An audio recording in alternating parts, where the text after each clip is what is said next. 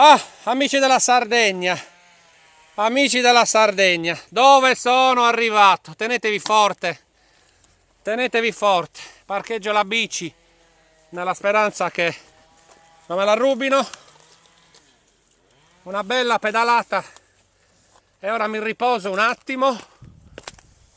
Incredibile, ragazzi, ci troviamo in territorio di Costa Rey, siamo in località Montenai.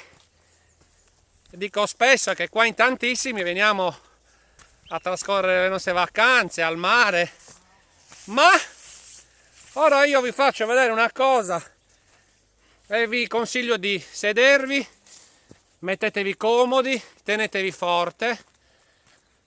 Vi faccio vedere questa meraviglia archeologica che in pochi conoscono.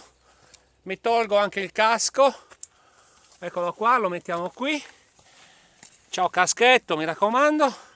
La Domus de Janas di Montenai, allucinante, inserita in un contesto incredibile, mozzafiato. Qua si vede il mare, il golfo, la baia, bellissimo, a est, quello è l'est. L'apertura, probabilmente c'è il portello, ma ci sarà da qualche parte. La Domus de Janas di Montenai, scavata nel granito. Noi entriamo. Oh mamma mia, ma che bellezza che è questa Domus. Probabilmente avevano iniziato anche a scavare qui, non lo so, sono solamente delle ipotesi. Io vi ho portato qua, noi vi abbiamo portato qua, non la conosceva nessuno, la conoscono in pochi. E niente, adesso ci prepariamo, mangiamo qualcosa e ci prepariamo per il ritorno.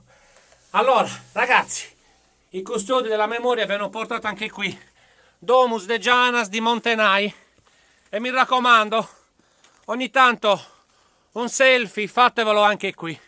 Ciao a tutti!